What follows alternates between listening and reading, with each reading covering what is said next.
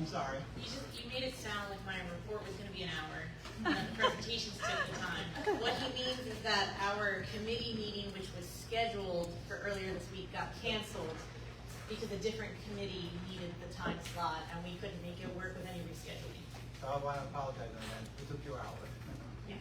I mean, I don't know if the central office wants to weigh in on it or not. I did see online a couple of notices from the Department of Education that the testing reports might be delayed from the new test that happened, which we reported on last time, that it's a new system. And the score reports typically come in June, July. And now they're talking September, October. So we won't have that data as early as we have in the past. That's the only thing I saw. I don't know if you have anything else you want to add. That's it. We'll get a committee meeting at the county soon. But, yeah, I don't think the testing rollout went as smoothly as it could have, perhaps. So, year one's always some hiccups with the state, and hopefully they do a better job for it. 25, 26, 27. Okay. So let's move to the policy committee. Patrick Joe is not here today. He's stuck somewhere in an airport somewhere in the United States. He was on his way here. There was delay, and he texted me an hour, 2 hours ago. So he's not here. So, Laura, thank you. First and foremost, congratulations to everyone tonight. Never mind, I don't need this. Congratulations to everyone tonight that received an award. Your hard work never goes unnoticed. I wish you nothing but the best of luck for the remainder of the year. In regards to the policy committee report, the policy committee met on April 14th to advance policy regulation 2535 and policy regulation 9130, which will be considered for first reading at the May 7th meeting. Today's policy agenda consists of second reading of policies and regulations 0131, 0142.1, 0155.1, 1220, 1552, and 2530, which were discussed at great lengths at the last meeting. Strauss will be releasing its policy alert 237 in the upcoming weeks. So we will be anticipating that once we get the actual text from them with any changes to policy, we will have to make. Thank you. That's it.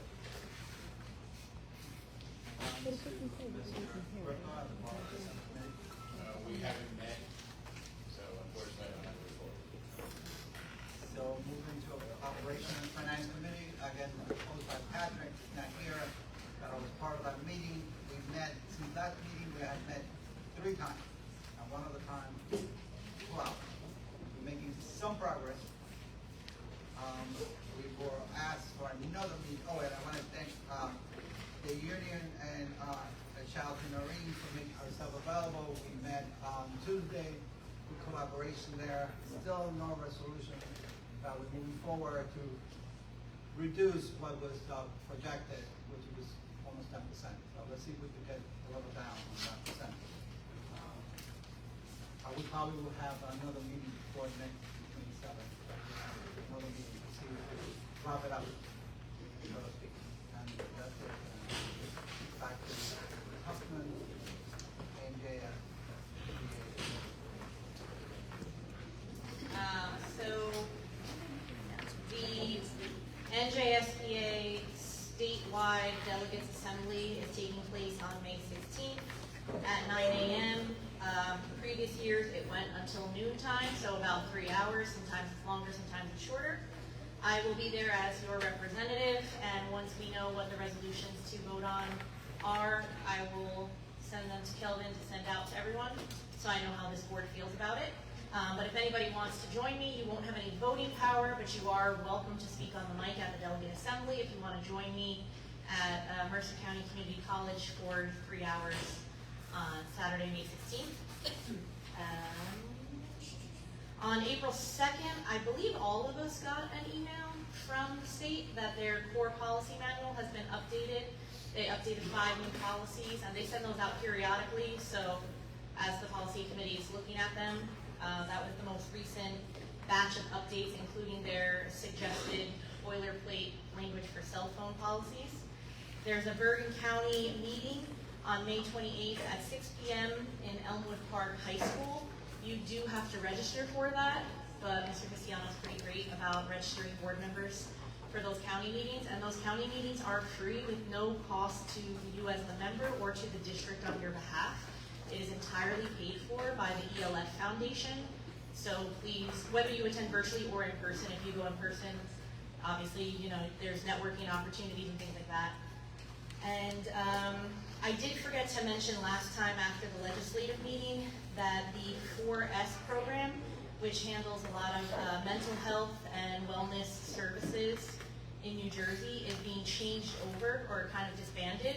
And to replace it, the governor's task force is creating what's called the SPARK program that will handle K-12 mental health and services moving forward. The program is not in effect yet, so 4S is still in that process of transitioning and being disbanded. That's all. Okay, so before we move forward, for the audience, parents and students that received awards, congratulations. You're welcome to stay. It's going to be a long meeting, but you wouldn't be offended if you leave. So, congratulations and students. So let's move to board rules and resolution and discussion items only.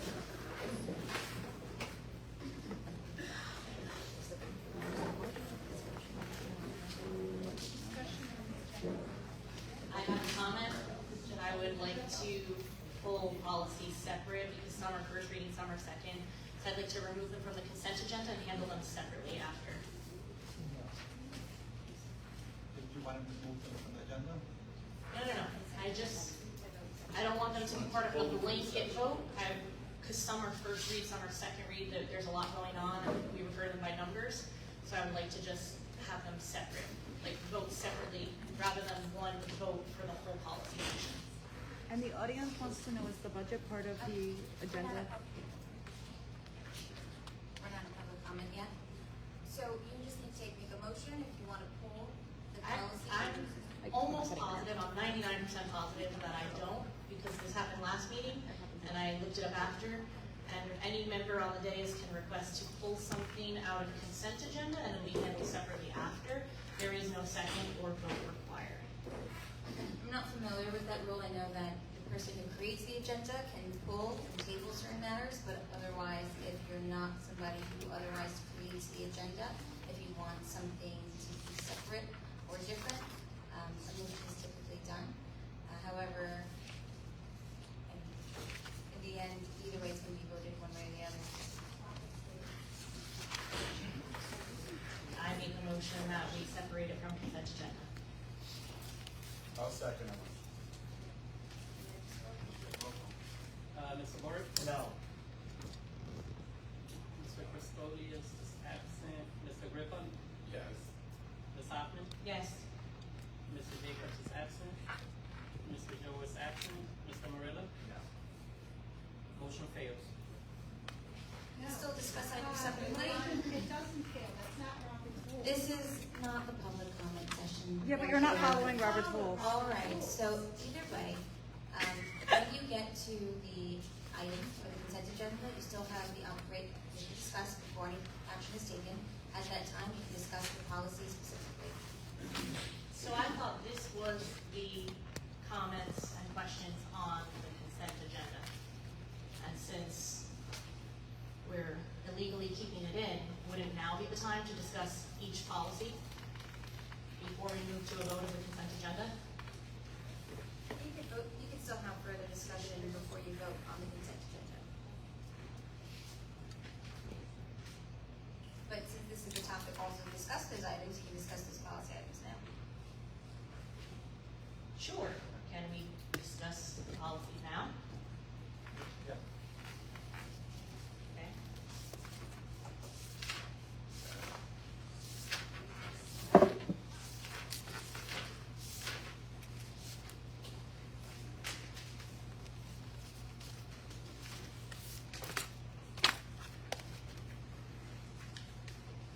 I'm sorry, do I have the actual copies of the policy from the binders tonight?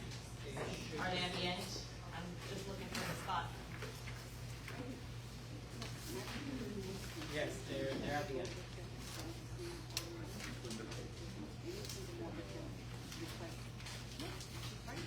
She looked it up last time when they told her she was wrong. She knows she's right.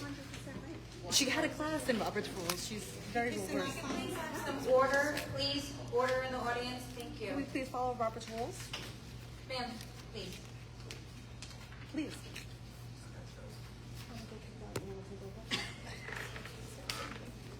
I'll go straight. You can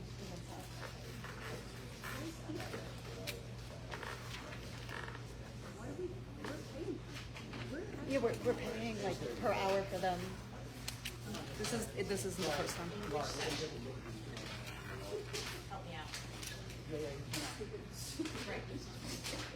Right, it just has these, we don't have the actual wording of it. Okay.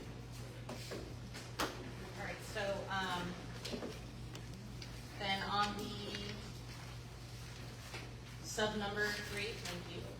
On sub number 3, for the use of electronic devices, once again, I think that it's very irresponsible to approve something that doesn't require the camera to stay on, regardless of the reason why the permission is being granted, regardless of whether or not it affects quorum. You don't know if that person is paying attention. For example, next Thursday, I have an obligation that I would not have been able to be here had we needed to reschedule. And if I had signed on virtually, and if it had been allowed and signed on, but I'm clearly not paying attention, not hearing the actual discussion taking place, then I'm not doing my job, I'm not fulfilling my oath, and I'm committing an ethics violation by voting on something that I don't even understand.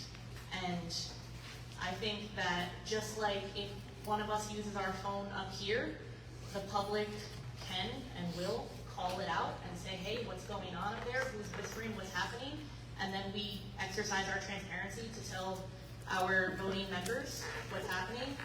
They don't have that opportunity if you are hidden out of view. So I strongly, strongly feel we need to adjust the language on that particular policy, that the camera has to stay on and the microphone has to stay on.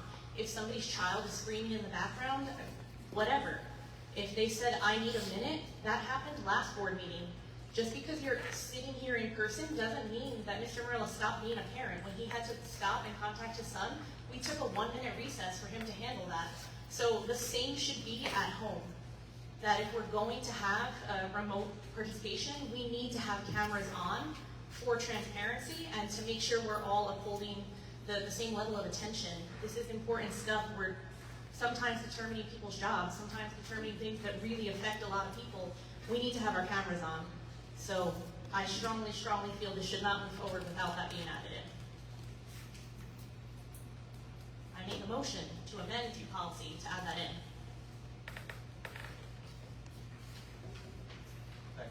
I'll second it. Because remember, as it stands right now, if somebody was virtual, they can't be involved in the executive session. Because the camera is less time to roll.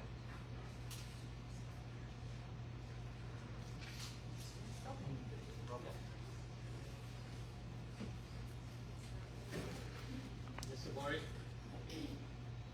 Yes. Mr. Pistolius is absent. Mr. Grippa, Yes? Ms. Hoffman, Yes. Mr. Jacobs is absent. Mr. Joe, absent. Mr. Morella, Yes. motion passes. Carries. No, the amendment, right? The amendment, yes. The amendment to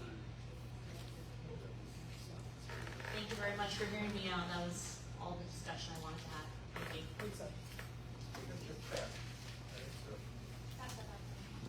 Thank you. Oh, sorry, I give it all back to you. Yeah, I got prepared.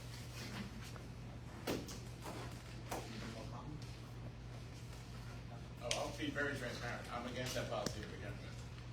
But for the amendment. I mean, I am as well, but I thought long and hard about what parts specifically unsettled me, and this is the compromise of. Compromise is you were voted to be on the board. You should be here for No, me. I- That's my bottom Yeah. line. I'm I not mean, you gonna argue know how with I feel anybody. about it, so it's, you know, but You voted in, you should be here for me. at the minimum, cameras should be on. To that, and that's what a lot of other policies have, when you look around New Jersey, people who have similar, it has to be on. I think less is better this time. Okay, let's move on. Motion to move, motion to move into public comments and questions of the meeting resolution. Statement? Motion? Give me the first. Motion. A statement made by individual participant are limited to a duration of 5 minutes unless otherwise announced at the beginning of the discussion. The board urged large groups to select one person to represent them. The board reminds those individuals who take the opportunity to speak to please step up to the microphone, identify themselves by their name and address. The board may or may not respond to the issue raised by the member of the public. All comments will be considered and response will be forthcoming if when appropriate. The board asks the members of the public to be courteous and mindful of the right of other individuals when speaking. Especially, the board discourages comments regarding student, employee, and will not respond to such comments. Please know that after the public discussion is closed by the president, no other question, comment from the audience will be permitted.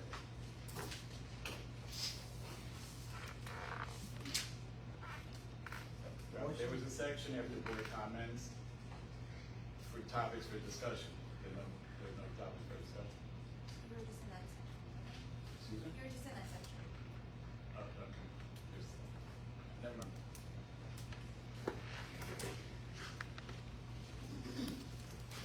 Debbie Fignani, 602 Elm Avenue. I have a question. I did sit in every single one of your seats, and I know what it's like. So, I came here to look, and I see you're voting on policy, which is one of the most important part of your jobs. Where are they? We always had them out so that the public could see them, so we could comment on them before. You had a board member that had a question on it, and we weren't even gonna let her speak about it. Policy is your Bible. Mr. President, I think you should have them out so that we can see them. And we can either support them, we could get up and say, we have a comment on the policy that you were, I have no idea what the policies are. And I have a busy life, I don't have time to go online and look for them. Thank you, Ms. Hoffman, for doing your due diligence and looking into it. I just wish you were respected to speak about it.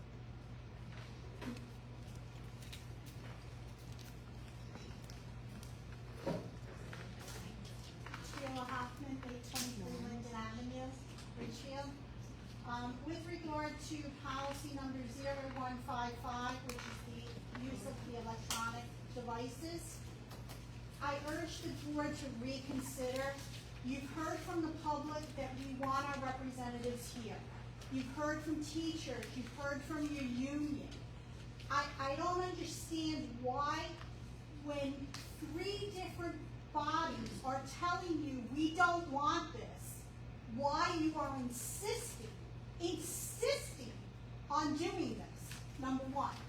And if you're going to do it, we have asked, make the meeting virtual that the audience can also sign in virtually and make comments. To me, you are self-serving yourself to say, I am on board, but I can't be at the meeting, so I'm just going to sign in and get my presence. You're not listening to what we are telling you. We are the voting public. The teachers have said the same thing. The union has said the same thing. And yet you insist on pushing this through and totally disregarding our thoughts.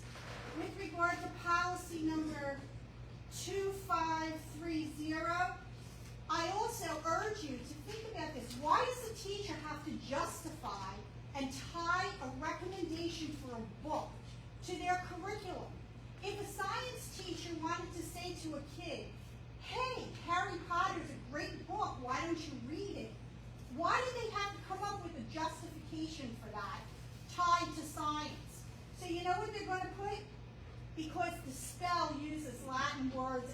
scientific. Come on, I mean, a teacher should be able to recommend a book for the library or whatever. If you want to have a review policy, great.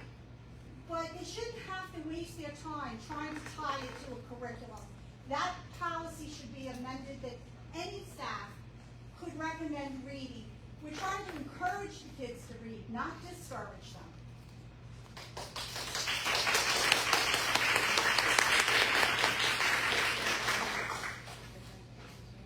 Yes, agenda items only. Anyone else? Joanna Congleton Haley, 475 Abbott Avenue, here right now as a parent and an educator.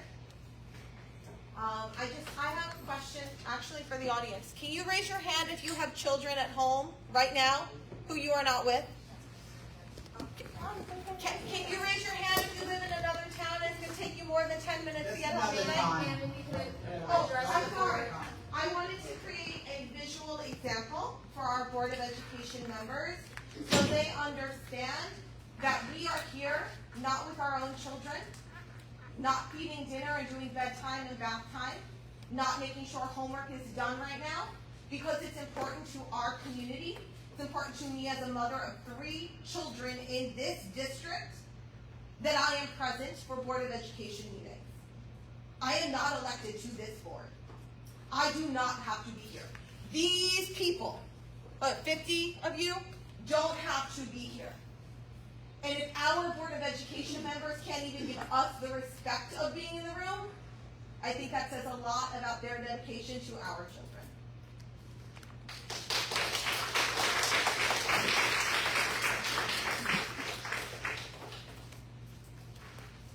Lisa Hoffman, 823 Linden Avenue.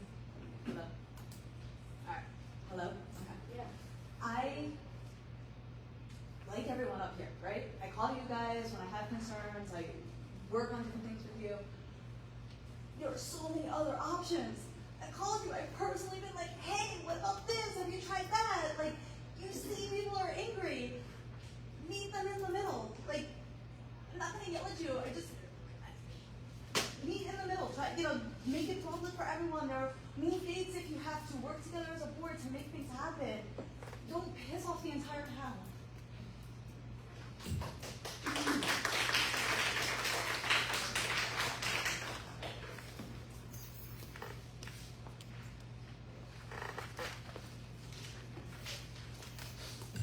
Hi, Ted Siegel, social studies teacher. I live in North Bergen. This is like a very small technical question, although I am also on paternity leave and I have 6 people and I'm here.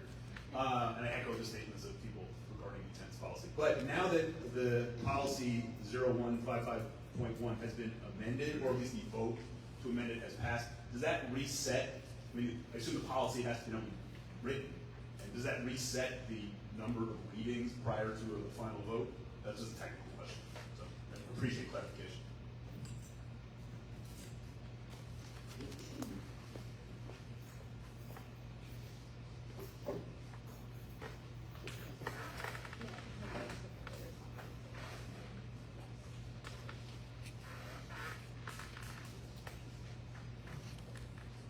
Motion to close, public comment. Yeah, no, we're not following what rules. I'm all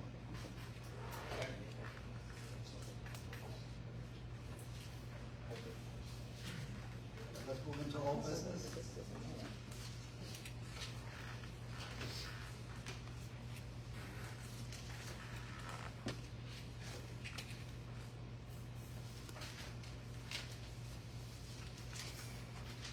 Now, approval of the following consent, J1 through Q2. Excuse me, but Approval of stuff. we need to now pull P.1.3 because we just unanimously voted to change the language in it, so we can't move forward with that language.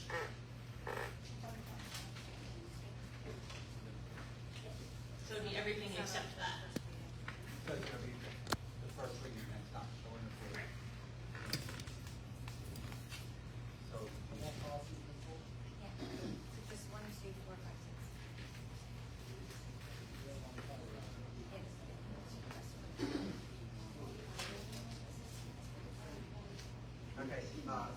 approval of the following consent, J1 through Q3, pulling P1 through. You're pulling everything. P1 number 3, pulling. No, just Pulling everything in P1 or P1 3? P1 3.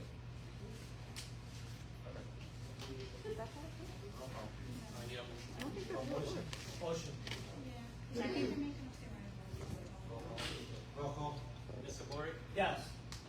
Mr. Custodius is absent, Mr. Griffa, Yes.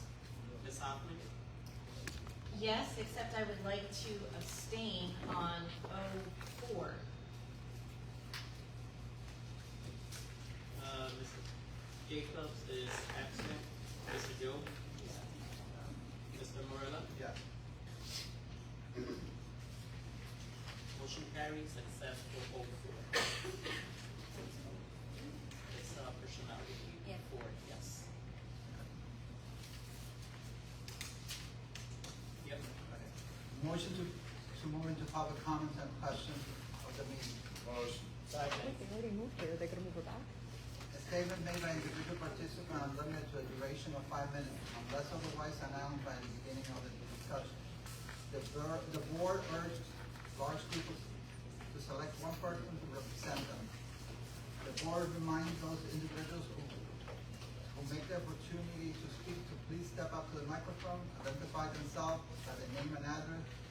The board may or may not respond to issues raised by the member of the public. All comments will be considered and respond with forthcoming if and when appropriate. The board asks all members of the public to be courteous, mindful of the right of the individual when speaking. Especially the board discourages comment regarding student and employee. I will not respond to such comment. Please know that after the public discussion is closed by the president, no other questions or comments from the audience will be permitted.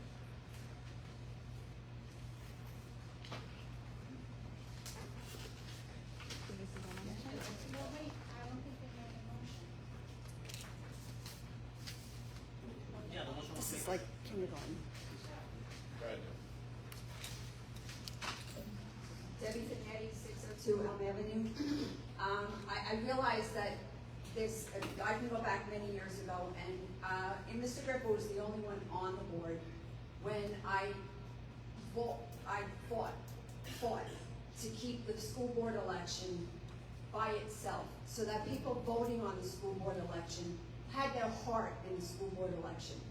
Well, unfortunately, I went into the room thinking that I had the support, and unfortunately I didn't.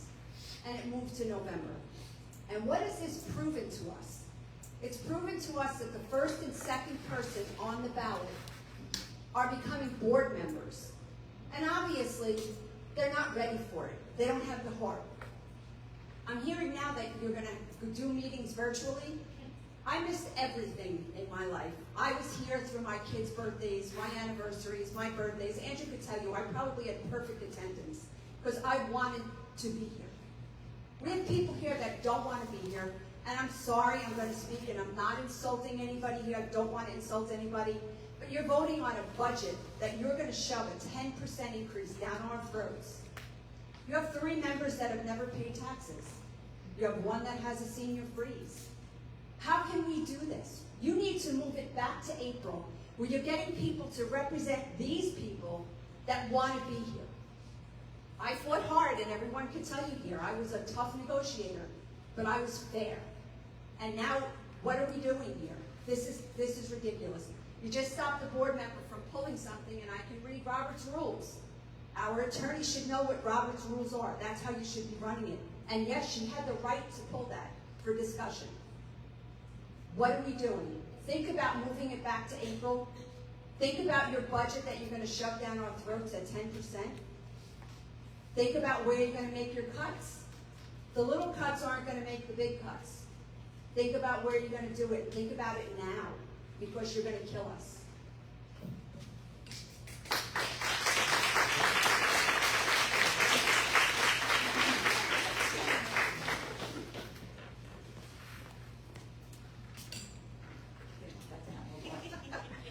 I'm short, sorry. Hello, take it off. Take it off. Microphone, shouldn't they be working? Take it off. Take it off. Martucci, 589 Prospect Ave. Okay, a couple of things I want to go over. I was extremely disappointed that the previous meeting was canceled. I know that you did a budget presentation on March 19th. I wasn't here for that. I had the ability to watch it, thank you, Lisa, because I was able to watch it on Facebook. But I was all prepared for my questions after I watched the meeting and the meeting was canceled. I'm not certain why. Do you cancel meetings because you have nothing to discuss? So I'd like to know that, number one. Because the budget is a big ticket item. And I figured a lot of people would probably come after they watched it on Facebook to make some comments. So I was pretty disappointed that you canceled that meeting. I was pretty active coming to board meetings many years ago. A lot of people here can attest that I got up here and spoke on behalf of my children. I actually worked in the school as a teacher assistant, but every time I got up to the microphone, I always presented myself as a parent because I cared most about my kids' education and what was going on in schools. So I'm going to start coming back now because there's a lot of things going on and I don't like what I see. So I'm going to start making myself pretty visible and start coming back. So to the Facebook presentation of the budget, I've never seen historically here where we had this magnitude of an increase in our tax levy. I can go back probably to, I think I went back as far as 2017, 2018, and the highest it's ever been was a little bit under 4%. It was like 3.8 something. Never, ever had I seen something that's, to me, an inch away from being catastrophic. I pay tax dollars here, everybody pays tax dollars here, those teachers that don't live in town, okay? But I just like to know seriously how the board is anticipating rectifying this, because you can't just make cuts, just a few teachers here and a few teachers there. And I'm saying teachers because all I've been hearing in town is teacher cuts. That's all I've been hearing. I've been hearing people upset that they're not being renewed, so on and so forth. So there's got to be ways that you can have to cut this. I don't know if it's being fair across the board, because we have a lot of administrators in town, and maybe I'm not going to be pretty popular saying that, but we have a lot of administrators here in the borough. Is it just teachers that you're going to cut? Are the administrators getting cut or being reduced? There's a lot of, I don't say a lot, there's about how many teacher retirees retiring? There's about 6 or 8 retirees. I go back and look at the agendas. Are you, like, after they retire, are you putting them back in place with another teacher, or are you not filling those positions? Because it would be in your better interest to not fill those positions, at least take advantage of the 6 retirees and hold on to those positions there. So if you can actually, I really seriously like to know, like, where the cuts are coming from. I don't know if it's what kind of public record and public knowledge that you can give, but I think me as a taxpayer, many people out here as taxpayers really need to know where the cuts are coming from, because when my kids were in school and all I heard was this teacher being cut, that teacher being cut, you know, the kids need their programs as well. So there's got to be some other means of making this happen. 10% almost. You can't just do it by cutting teachers. I'm sorry. Something's got to work here, and it can't just be teachers. Thank you.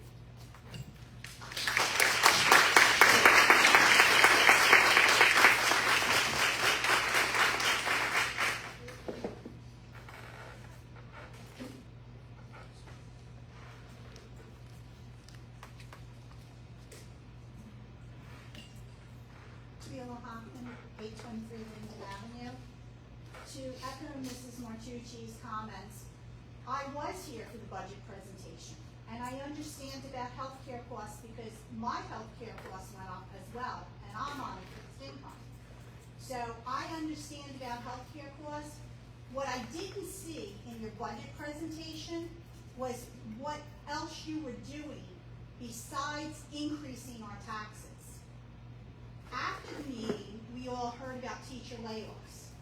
But Are you cutting any programs? Are you cutting any sports programs? Are we limiting field trips? I don't know where the money is spent. Are we limiting the amount of computers we buy every year? I don't know what your budget is because you didn't drill down into that. You told us it was related to healthcare costs. Additionally, at the same meeting, you presented a presentation on absenteeism, chronic absenteeism. You took the time to identify in 3 schools, Shaler, Bergen, and the lower grades of Slocum, that the #1 reason for chronic absenteeism was half days. And then you presented a school calendar with the same amount of half days as this year. So you know the problem, and you did nothing to fix it.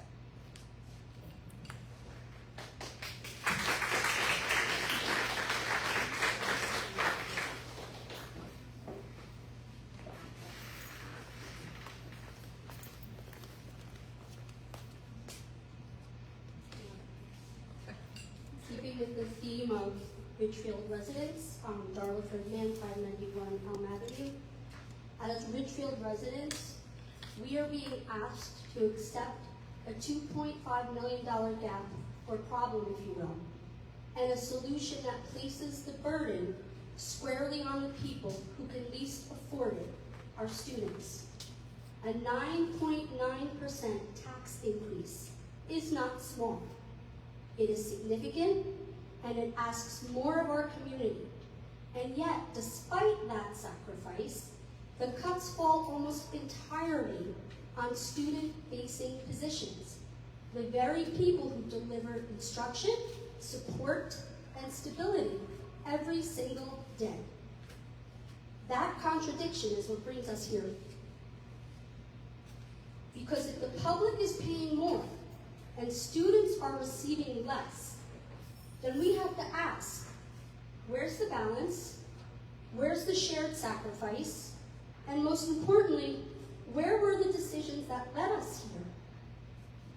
We're told this is necessary, but necessity does not excuse inequity. For years, educators have been asked to do more with less, larger class sizes, fewer supports, increasing demands with shrinking resources. And now when the budget finally breaks, the solution is not to rethink the system, it's to remove the very people holding it together. This is not just a financial decision. This is a values decision. What message does this send to our students?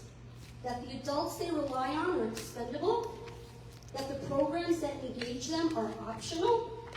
That stability is negotiable?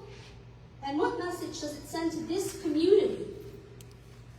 That even with higher taxes, the core of our students can be diminished without question. We understand that budgets are complex. We understand that difficult choices must be made. But difficult does not mean one-sided. If we are truly facing this challenge together, then the solution must reflect that.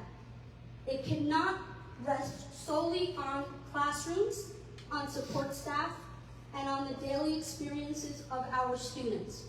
Our schools are not spreadsheets, they are people. Thank you.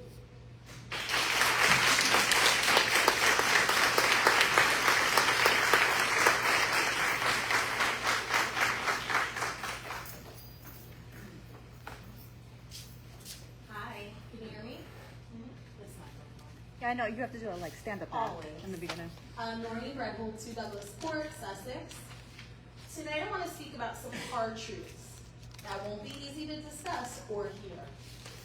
For months, I have been getting up to this microphone and telling you all of the wonderful things that the REA has been doing for this community.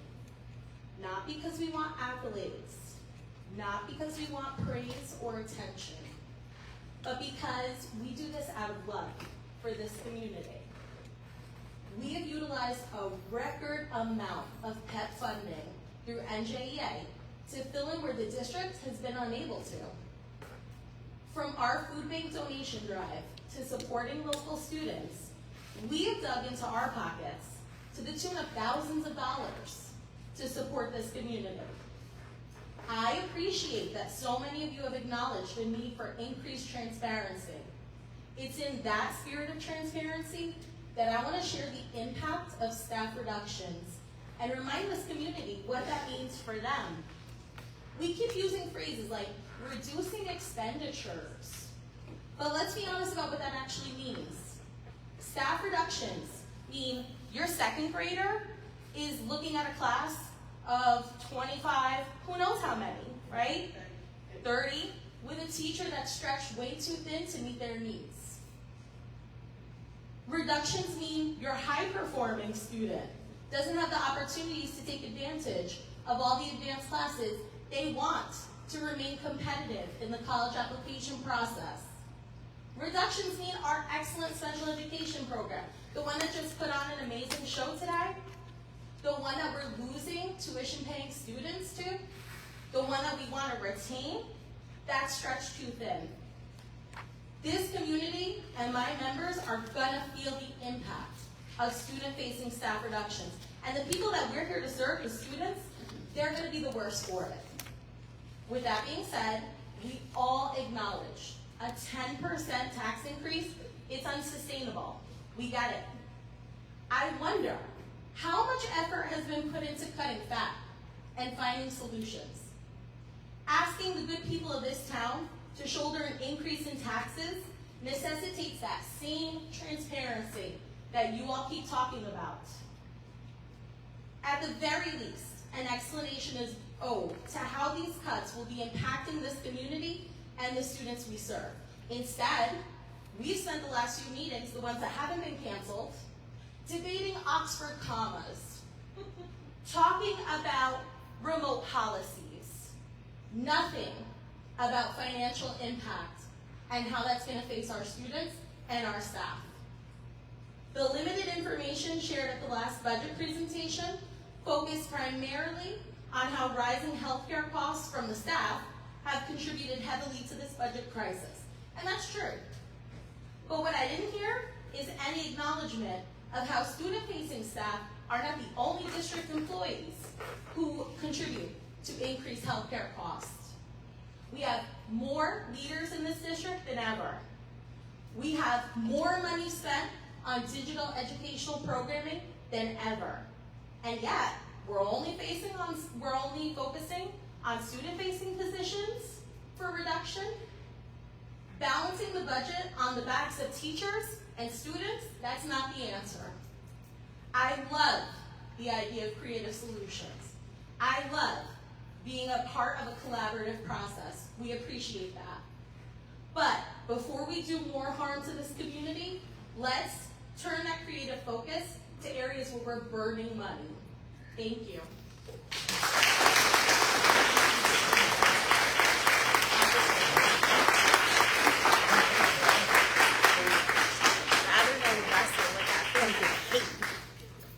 Nancy Arcuri.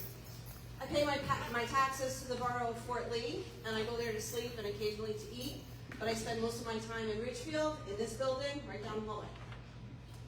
I've spent many years in this district, long enough to have seen budget challenges come and go, each with its own set of difficult decisions and trade-offs. I understand that no budget is ever easy, and I don't stand here expecting simple solutions to complex problems.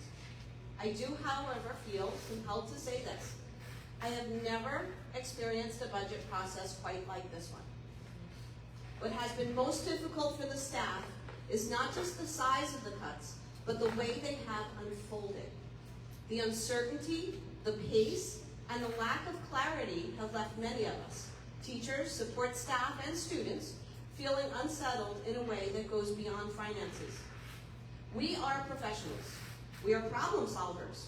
We are people who dedicate our lives to helping children feel safe, supported, and prepared for the future. And yet, in this moment, many of us are struggling to offer that same sense of stability because we ourselves are unsure of what comes next. I say this not in anger, but in honesty. There is a deep sense of sadness in watching student-facing roles reduced, knowing firsthand the difference those individuals make every single day. They are not abstract positions. They are relationships, consistency, and care. When they are lost, something real is lost for our students. I also want to acknowledge the strain on our community. A 9.9% tax increase is significant, and it reflects how serious the situation is. But it also raises a difficult question. How do we reconcile asking more from our community while offering less to the students at the heart of it? As the REA membership chair, I speak for our teachers, custodians, bus drivers, and secretaries. We don't have all the answers. It's not our job to solve the financial problems, but we do know this. The strength of a district is not measured only in balanced budgets, but in how it treats its people, especially in the hardest moments. My hope is that moving forward, we can find a way to approach these challenges with greater transparency, greater care, and renewed focus on the people who make this district what it is. Because after all these years, I still believe in this place. And I still believe we can do better for our staff, for our community, and most importantly, for our students. Thank you.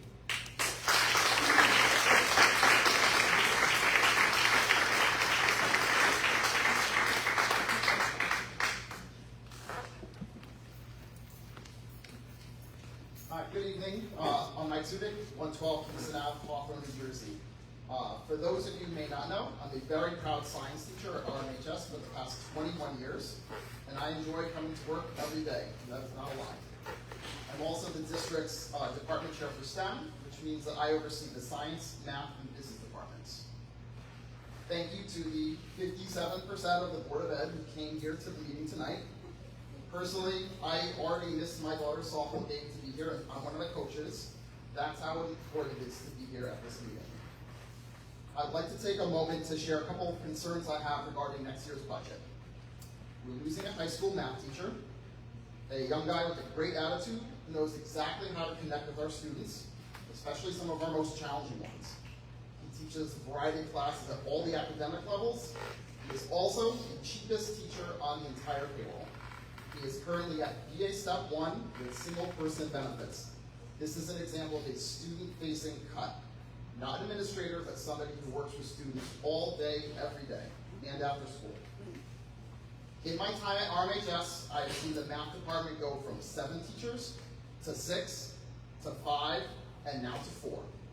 4 teachers makes it extremely difficult, if not impossible, to offer the variety of classes that we currently offer, and to offer them with quality. As we all know, there's a big difference between saying that we offer something and actually being able to do it well. Having 4 teachers in a high school math department will require cuts to important classes and overloading others. I have not seen a preliminary schedule yet, but I do know that a total of 465 math classes have been requested by our students. That represents a total coming from 14 different math classes. You can calculate an average class size of 19.4 students, which might not sound too high, but remember some of the classes, particularly 4 of our AP and honors classes, our advanced ones, are much smaller, and we need to offer those classes to our high achieving students. So that will definitely change, that will skew the ratio for sure. By my calculation, we would need a minimum, when I say minimum, of 26 sections of math next year, if not more, due to just natural scheduling conflict. Sometimes things just don't work out the way you need, and you need another section. So that's 4 teachers teaching 6 classes each, plus 2 getting paid a 1/6 of their salary to teach an extra section. The majority of the math teachers are at the top of the guide. So on average, each math teacher who needs to take an extra class will get paid $18,000. Paying 2 math teachers is roughly equivalent to half the math teacher's salary, and that I included his benefits. And all those calculations assume that we don't need additional classes due to those scheduling conflicts, and that the 2 or more extra classes actually fit into somebody's schedule. That is certainly not a guarantee. The math teachers also assist with other things such as call duty. So instead of having teachers available for the task, the district will be paying them every time that it's necessary. That means less supervision in the hallways, more disruptions, etc. With the current levels of staffing, there's enough teachers to ensure the hallways are quiet and safe for our staff and our students. The math teachers also help out with the senior graduation portfolios on their duty period. This is really important because some of our students need to complete it in order to graduate high school. The teachers need this time to be able to meet with students in order for them to complete this really important task. Overloading them is gonna be a problem. My point of all this is the district let go of a really, really good teacher who is making less money than literally every other teacher on staff. But when factoring in these other considerations, the actual savings will not be anywhere close to what's going to be put on paper.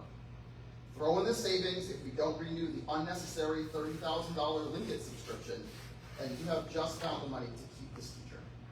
I would kindly ask the district to rescind the math teacher's letter of non-renewal as quickly as possible. During a budget crisis, other districts involve a committee of stakeholders. That would include principals, department chairs, union leadership. I wish that our district had embraced this idea prior to indiscriminately making decisions without consulting people who would likely have some great ideas. I also understand that there could be more cuts or changes as the budget season isn't even over yet. I don't know what else is planned, but I can only pray that the staff of my other two departments, science and business, are not cut. We only have 4 other science teachers and 3 business teachers, all who are desperately needed to maintain our STEM academy and our business academy. This is particularly important when it comes to course offerings, and especially, Ted, can you just read my left out?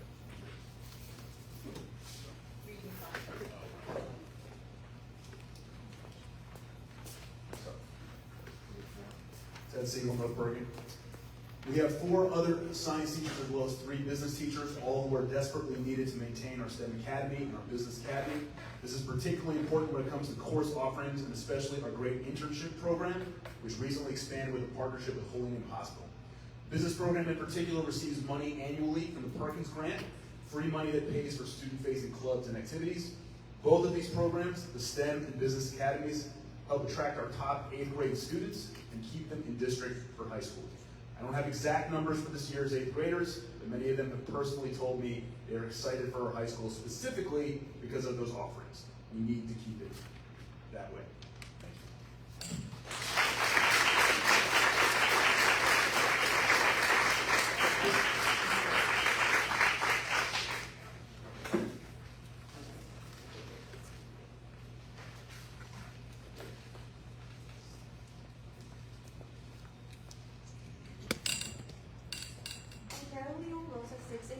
Street. I briefly wrote this just now, but as a student, I would like to say the teachers we have here are the reason we become the people we are now.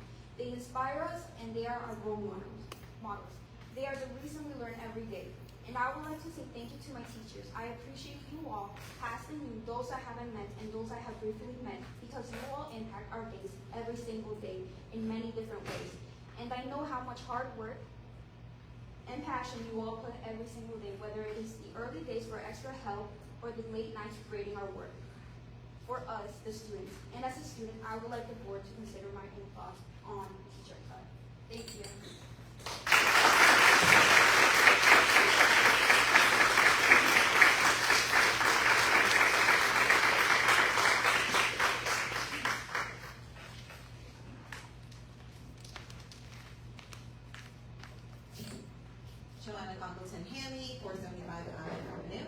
I am speaking now as a member of the Regional Council as well as a parent and a school administrator who is also facing a budget deficit in my own role. First, I want to start with some really exciting town events which we hope to see board members at. We don't have as much participation from board members as we'd like to at town events. This is our community. We'd love to see you actually engage with our community. Our RBIO opening day is Saturday, April 25th. We've got record numbers since COVID on our teams. They are very excited. We've got involvement from community members. We've got fire chief coaching with us. So we invite you all to join us 9:30 a.m. The parade will start at the community center and then come over to 5 Fireplace Field. We would love to see you there. We'll have the fire trucks, the kids, opening pitches.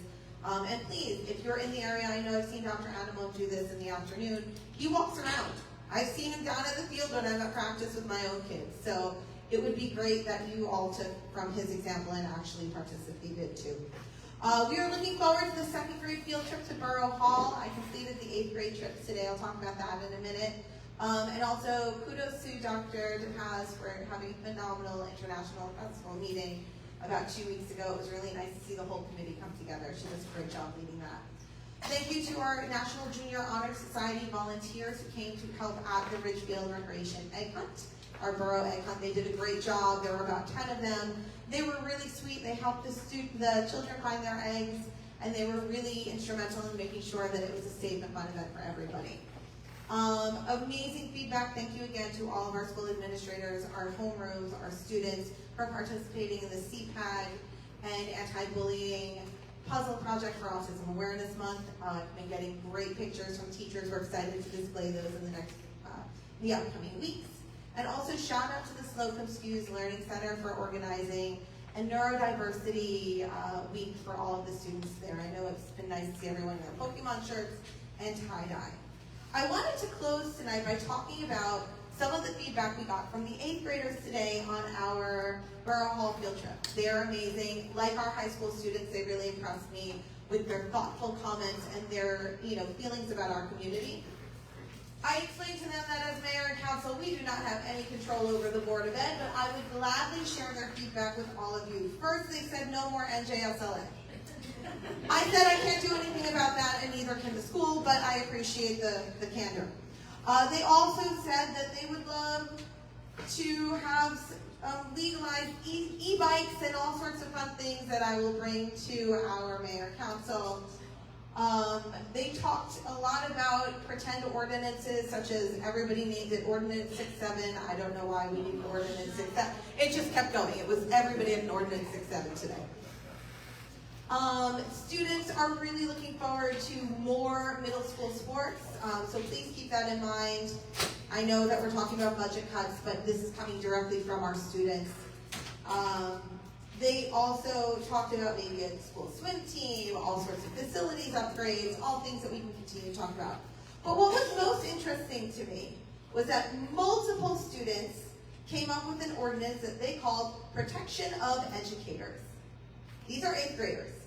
They are young children in our community, and they wanted to create an ordinance called Protection of Educators, where students get input on teacher cuts, because they think that their feedback matters. And I spent the entire day, I took a day off from work to tell our children in our community that their voice does matter. So I'm really happy to share with you all tonight that our 8th grade students want to protect their teachers. It is really, really important to them that the good teachers that they have continue to be the good teachers that they have.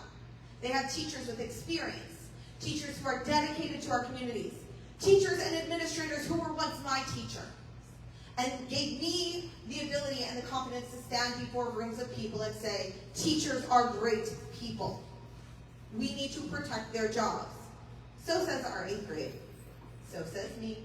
So says anyone with children in this district. My children thrive because of the educators, some of whom are in this room, who help them to be the best version of themselves. Some of the educators in this room who help me to be the best version of myself. Please, please, listen to the feedback. Do not pull the rug from under our children. Do not make it so that they are in classes of 35. I'm telling you, it doesn't work. Listen to our 8th graders. They want to protect our teachers.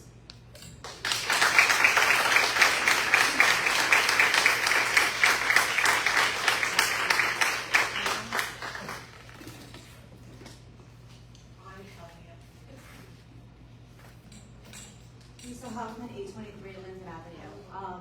Comment from Mrs. Martucci. Back in the day, they used to give a breakdown. If you had an X% increase, how much that was per house. That's no longer being given. So that information would like to be known. Also, I haven't seen the budget. Has anyone seen the budget, like other than who's on the finance committee? So I can't, people are messaging my page. I know they're like, oh, you know, what is this? Did they consider that? No one knows because we haven't seen it. So for a board that's supposed to be so transparent, where's the budget? And I'm gonna make this publicly so when Kelvin goes in and his secretary types this up, it's on record.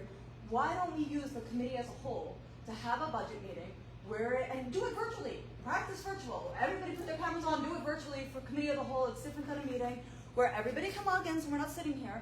We could see where the numbers are because maybe there's a thing, hey, link it. I know everybody, a lot of the teachers, however they submit their lessons plans, is a whole bunch of money and everybody hates it. So get rid of that. The other thing is, I think it's really, really disgusting and insulting that positions for hiring teachers is on the website, and I was told that a board member actually brought that up a couple times, and meanwhile, hey, we're hiring a math teacher, meanwhile, we let a math teacher go. That's just rude.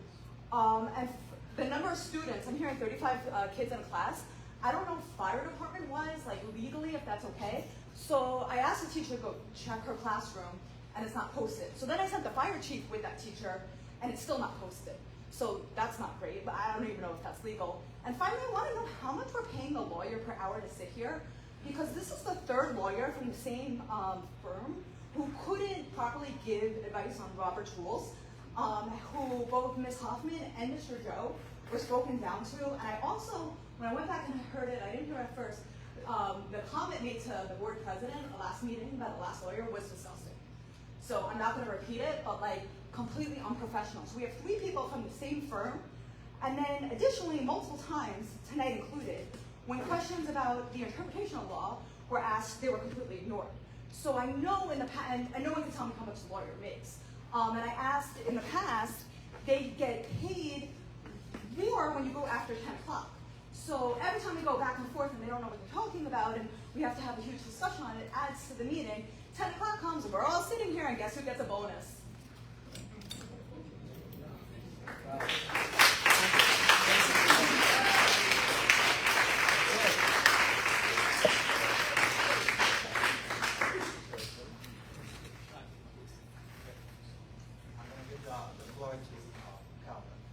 Just something. First you have to close. Either let the public talk and close it and then make. I got it. Okay. I got it. Good. Well, no problem correcting me. I'm just sorry. Motion to close public comment and questions, session of the meeting. Motion. Second. I'm gonna let Calvin. Sorry. Calvin, I'm gonna let Calvin speak. Just to clarify, the comments on the budget is not anywhere to be found is inaccurate. The budget's on the district's website, and it was also sent to the newspapers where we post, because it needs to sit in the newspaper also. And yeah, so it's available. It's on there. If you go on the website, we have to publish it by law, so it's on the website. It's on the website, but not part of the agenda or any of the handouts that were given, correct? Today. Today, no. It wasn't last time either. Was it last time? No, It was out. It was a highlight. It was a what's it called? She has it. Yeah. No, this is what she has. It's a little presentation. It's not the budget. We want to see breakdowns of the numbers. Like no one has seen breakdowns of the numbers other than the finance committee. You want line by line? Yeah, we do. It's on the website, on the legal notices. Okay. So to address Ms. Martucci's question, there was a gap in meeting, like almost a month and a half or whatever month. So I reassure you, after last meetings, the operation committee was almost shocked about the 10%. So we actually, I have to give a lot of thanks to Theo. He went on overdrive. We scheduled almost 4 meetings, one that lasting 4 hours. It doesn't look like we come to the table with much, but I just, not that we won an award or anything, but I just tell you, we're taking this serious, and we have met already 4 times. One, we took Hoffman's time from almost 2 hours, and are we there yet? Making time? Not there, to be honest, but we're moving the right way. So we're scheduling another one before next meeting.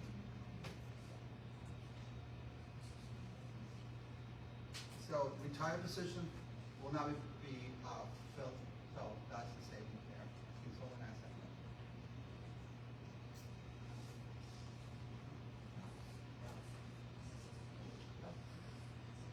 Good evening, everyone. As you're well aware, Andrew Borek, I'm pretty new on the Board of Ed. Everyone questions how the budget's 9.7% over. We all know that it wasn't overnight, right?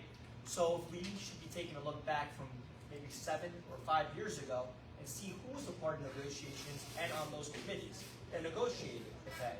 Second off, cuts are going to be made. It's unfortunate. A lot of hard decisions are going to be coming down. And a lot of people were saying administrators. Well, that's also being looked into.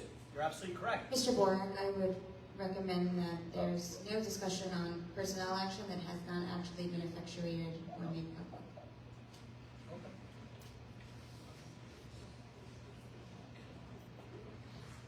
Are we in new business right now? No, Okay. we're going to need, Sorry, just clarifying. look at fit, let's leave to new business. Okay. So for new business, I would like to echo the comments of the public about maybe some more stakeholder input from different areas. As you know, I have spoken to you about 4 times since last meeting with suggestions of, did we look into this, did we look into that? And, you know, for the public's benefit, every single time, Mr. Marilla has said, actually, Theo and I spoke about that already. So to Mr. Christolius' point, yes, it seems like he has been really just coming up with a lot of suggestions of different ways to trim, because every single suggestion I've brought to you, you've already discussed with him. But then it also seems like we're independently doing more work to try and help fix the problem. Each of us are scrambling on our own to see what other people are doing, or we see an idea online, we're forwarding it to you, it's creating more traffic on your phone and time out of your life that maybe we could have an emergency meeting or something together that, you know, if we were in the same room talking about it at the same time, it might be more beneficial if we're not getting to that point.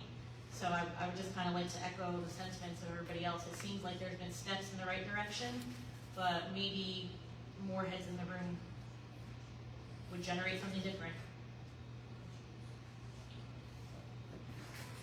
So I just want to be transparent. So after last meeting, what I did was I sent an email to each board member and saying, what percentage will you be comfortable with? And don't just tell me 2, 3, 4. Tell me how you think we're going to get there. I received 6 responses out of the 7. We went from 2 to 7.5. That's the average. So I took that and it was an average of 5 or whatever. I spoke to Dr. Anamona about this. Going with 2% only would entail closing almost 2 schools, definitely 1 school. So we don't want to go there. So we're working the percentage up to make it comfortable for everybody. Lori, my husband gave me a list. We put it on part of the negotiation with Theo. And thank you. You were one of the ones that gave me a whole book on it, that you took this very serious. I appreciate that. We're still working through the list, and I can't comment any more on this. We need to. Did you get mine? We need to. I did send you one. It's in my email. I sent it to you. Okay, then I missed that.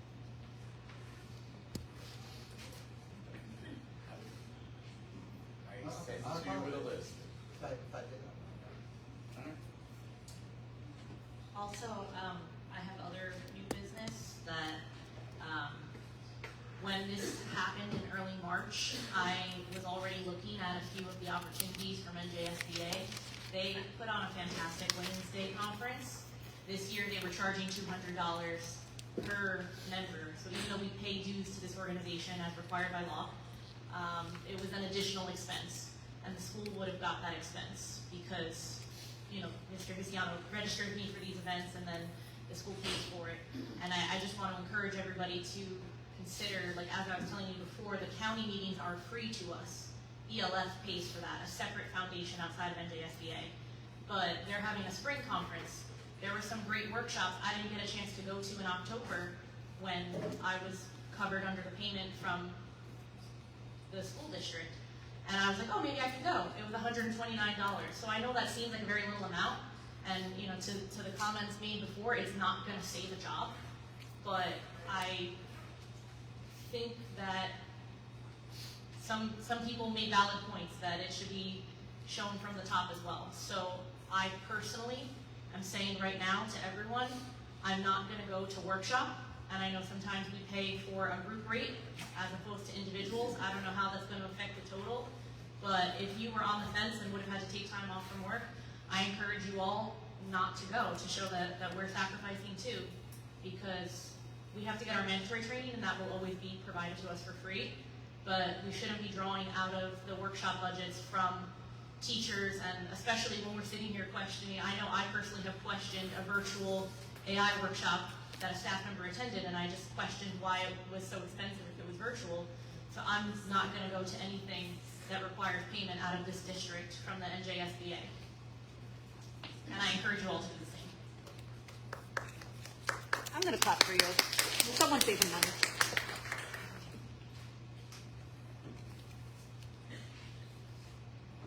Okay, Mr. Gripper, if you could send me that email, I don't think before. Yeah, because I replied to the email that you sent me. I didn't see it, to be honest, so I'm. Okay.